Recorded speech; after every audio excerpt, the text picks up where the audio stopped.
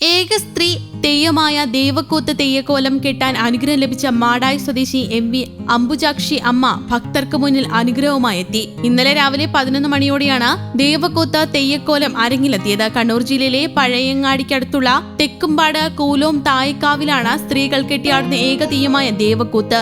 ധനുമാസം 5-ാം തീയതിയാണ് തെയ്യം അവതരിക്കുന്ന മുഹൂർത്തം. ഉത്തര മലബാറിലെ ക്ഷേത്രങ്ങളിലും കാവുകളിലും കളിയാട്ടങ്ങളിൽ തെയ്യക്കോലങ്ങൾ കെട്ടിയാടുന്നത് വിവിധ സമുദായത്തിൽപ്പെട്ട ആചാരക്കാരായ പുരുഷന്മാരാണ്. എന്നാൽ തെക്കുംപാട് കൂലോം ക്ഷേത്രത്തിലെ ദേവക്കൂത്ത് കെട്ടിയാടുന്നത് മലയ സമുദായത്തിലെ ആചാരക്കാരിയായ ഒരു സ്ത്രീയാണ്. തെക്കുംപാട് ദ്വീപിന്റെ തെക്കേ അറ്റത്ത് 18 ഏക്കർ വനത്തിനുള്ളിൽ സ്ഥിതി ചെയ്യുന്ന തായ്ക്കാവ് കോലത്തിരി രാജാക്കന്മാരുടെ കുലദേവതയായ മാടായിക്കാവിലമ്മയുടെ ചൈതന്യ സങ്കല്പത്തിലാണ് ഒറ്റപ്പെട്ടു നിൽക്കുന്ന ശ്രീകോവിലും കിണറും കുളവുമെല്ലാം ഭക്തി നിർഭരമായ കാഴ്ചയാണ്. രാധാകൃഷ്ണൻ നമ്മുടെ ഈ തെക്കുംപാട് കൂലോം താഴേക്കാവ് ക്ഷേത്രത്തിന്റെ പ്രധാനപ്പെട്ട ഇവിടെ 4 തറവാട്ടുകാരിൽ ഒരു തറവാട്ടിലംഗമാണ്. ഈ കമ്മിറ്റിയുടെ പ്രവർത്തകനായി ഒരുപാട് കാലം പ്രവർത്തിച്ച ഒരാളുമാണ്. ദേവലോകത്ത് നിന്ന് ഈ ചെറുദ്വീപിലേക്ക് എത്തിയ ദേവസുന്ദരി ഒരിക്കൽ തന്നെ തോഴിമാരുമൊത്ത് വളരെ വിശേഷപ്പെട്ട പൂക്കൾ പറിക്കുന്നതിനിടയിൽ കാട്ടിൽ ഒറ്റപ്പെടുകയും മറ്റുള്ളവരെ കാണാതിരിക്കുകയും ചെയ്ത അവസ്ഥയിൽ യുവതി നാരദനെ മനസ്സിൽ ധ്യാനിക്കുകയും നാരദൻ പ്രത്യക്ഷപ്പെട്ട യുവതിയെ തായ്ക്കാവിലേക്ക് അവിടുന്ന് കൂലോം ഭാഗത്തേക്കും കൊണ്ടുപോയി. അവിടെ തെങ്ങിന്റെ ഓല കൊണ്ടൊരു താൽക്കാലിക പുര പണിയുകയും അവിടെ നിന്ന് യുവതി വസ്ത്രം മാറുകയും ചങ്ങാടത്തിൽ തെക്കുംപാട് നദി കടന്ന 1000 തെങ്ങുവള്ളുവൻ കടലിൽ എത്തുകയും അവിടെ നിന്ന് സ്വർഗത്തിലേക്ക് തിരിച്ചു പോവുകയും ചെയ്തുവെന്നാണ് ദേവക്കൂത്ത് തെയ്യത്തിന്റെ ഐതിഹ്യം. സാധാരണ ഉത്തര മലബാറിലെ എല്ലാ തെയ്യക്കോലങ്ങളും കെട്ടിയാടുന്ന പുരുഷന്മാരാണെങ്കിൽ ഇവിടെ ഈ സ്ത്രീ ഈ പറയുന്ന ദേവക്കൂത്ത് കെട്ടിയാടുന്ന ഒരു സ്ത്രീയാണ്. അതാണ് ഇതിന്റെ ഒരു പ്രത്യേകത. ഇവിടെ പൂപ്പറിക്കുന്നതിന് വേണ്ടി ദേവാംഗനമാർ എത്തിയെന്നും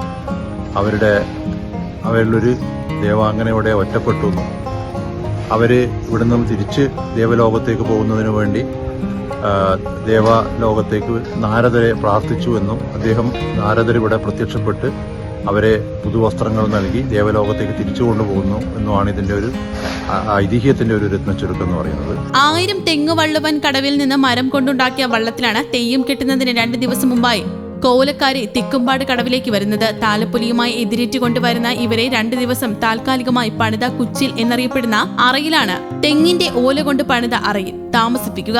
ഈ ദിവസങ്ങളിൽ മറ്റുള്ളവരുമായി യാതൊരു ബന്ധവും പുലർത്താത്ത അവർ തെയ്യം കെട്ടേണ്ട ദിവസം മുഖത്തെഴുത്തും ചമയങ്ങളും ചെയ്ത് ഒരു തെയ്യമായി രൂപാന്തരപ്പെട്ട ശേഷം ചെണ്ടയുടെ അകമ്പടിയോടെ താളാത്മകമായി ക്ഷേത്രത്തിന് നേരെ ചെറു നൃത്തം വച്ചു വരും.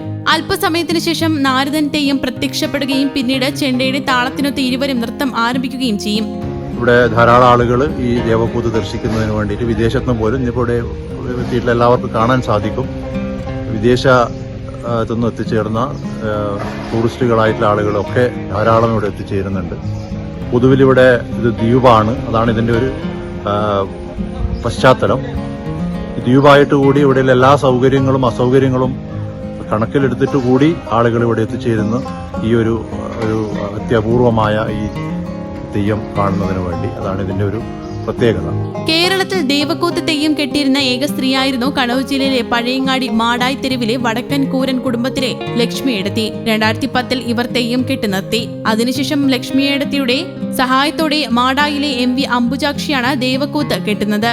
ഇരഞ്ഞിക്കൽ ഭഗവതി, കളിക്ക ഭഗവതി, കലക്കത്തെയ്യം, കാട്ടിലെ തെയ്യം, ചെറുക്കൻ കരിയാത്തൻ, കരിഞ്ചാമുണ്ടി, വേട്ടയ്ക്കൊരു മകൻ, ദേവക്കൂത്ത്, ബിന്ദൂർ ഭൂതം എന്നിവയാണ് ഈ കൂലോത്തെ മറ്റു തെയ്യങ്ങൾ.